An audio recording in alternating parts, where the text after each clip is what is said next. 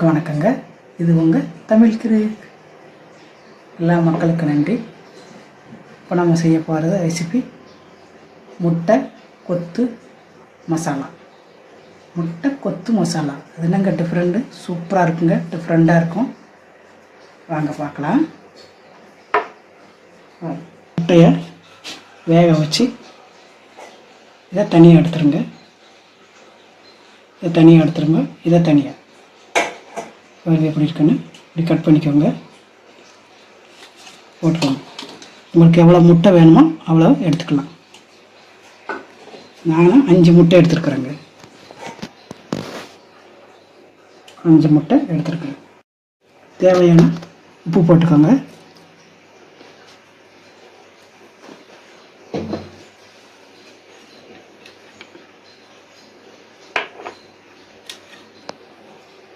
கொஞ்சோண்டு காஷ்மீர் மிளகாத்தூள்,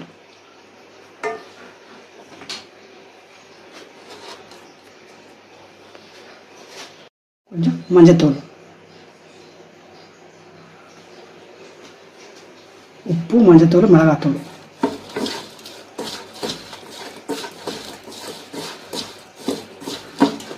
இல்லைங்க, எங்ககிட்ட காஷ்மீர் மிளகாத்தூள் இல்லைங்க, காஷ்மீர் மிளகாத்தூள் நாங்கள் யூஸ் பண்ண மாட்டோம், எங்களுக்கு இல்லை அப்படின்னா நீங்கள் சாதாத்தூள் போட்டுக்கோங்க.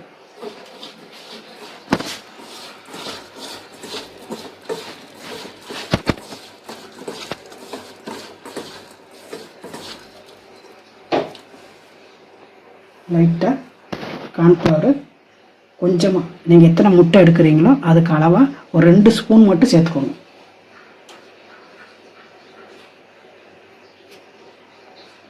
இது ஒரு 2 ஸ்பூன் அளவு வரும், இது மட்டும் சேர்த்துக்கோங்க.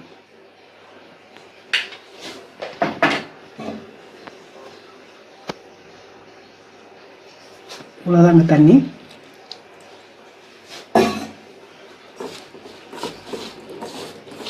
வேறு மாவு வேண்டாம் மக்களே,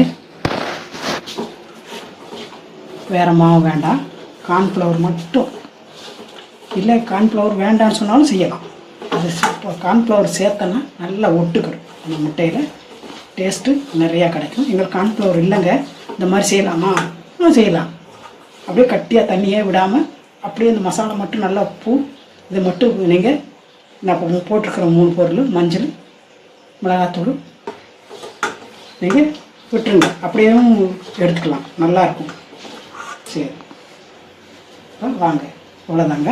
பார்த்தீங்களா, இவ்வளோதான், சூப்பராக ரெடி ஆகிடுச்சு. பார்த்தீங்களா, கொத்தி கொத்தி வச்சுருக்குது, வெட்டி வச்சுருக்குது. வெட்டுறதுக்கு தான் கொத்துறதுன்னு அர்த்தம், வெட்டுறதுக்கு கொத்துறதுன்னு அர்த்தம். அதனால் முட்டை கொத்து மசாலா. சரி, இப்போ ரெடி ஆகிடுச்சான்னு பார்க்கலாம் பாருங்கள். ஆயில் ஊற்றிக்கோங்க, ஒரு 5-6 ஸ்பூன் ஊற்றிக்கோங்க. ரெடி ஆயிடுச்சுங்க. போட்டுக்கலாமா? போட்டுக்கலாம்.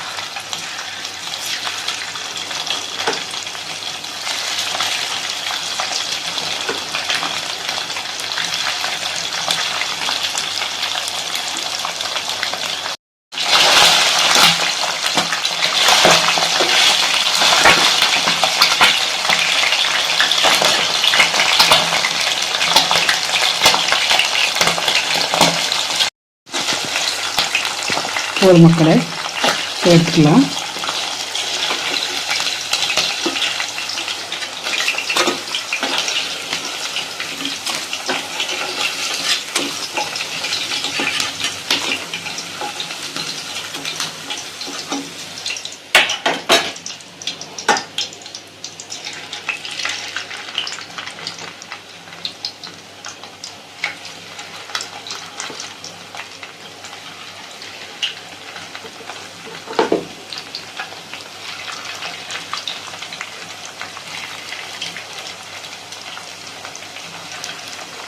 முட்டை மாதிரியே இருக்காது மக்களே, நல்லா கட்டியாக இருக்கும்.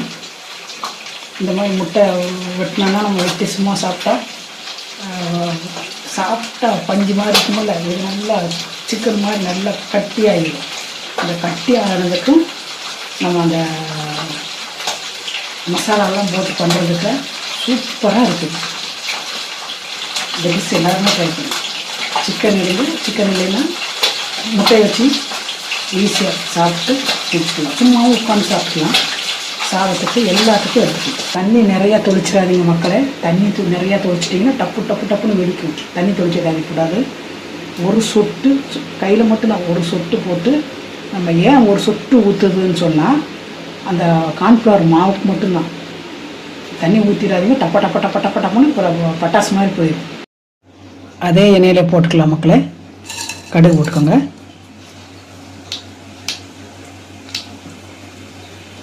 பூண்டு போட்டுக்கோங்க. இந்த அளவில் வெங்காயம் கொஞ்சம் நிறையா போட்டுக்கோங்க.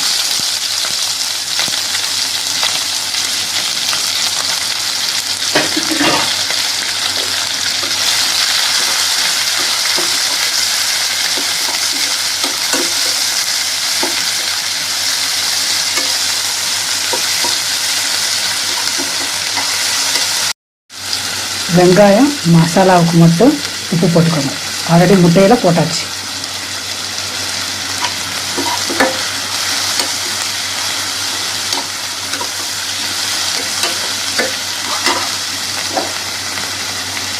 கருவேப்பிலை,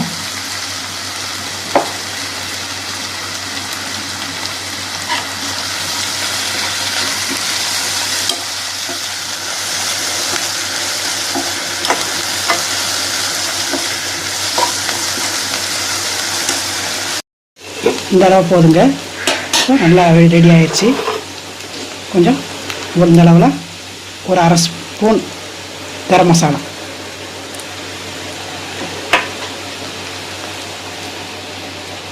ஜீரகப்பொடி, இது மல்லிப்பொடி, அரை ஸ்பூன், முக்கால் ஸ்பூன் மல்லிப்பொடி, அரை ஸ்பூன் ஜீரகப்பொடி,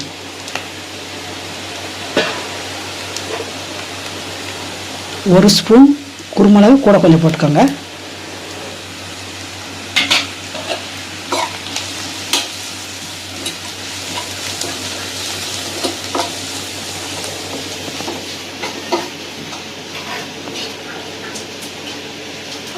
இவ்வளோதான் மக்களே. சூப்பர் டேஸ்ட்டாக இருக்கும். நீங்கள் சாப்பிட்டு பாருங்கள். செஞ்சு ட்ரை பண்ணுங்கள். நல்லாயிருக்கும். சும்மாவே தட்டில் எடுத்து வச்சு சாப்பிட்லாம். சாதத்தோடு சாப்பிட்லாம். நல்லாயிருக்கும். சுக்கமாக வந்துடும். பாருங்கள், இது பாருங்கள், பார்த்தீங்களா? இதெல்லாம் போட்டுக்கலாம். சாப்பிடும்போது சூப்பராக இருக்கும்.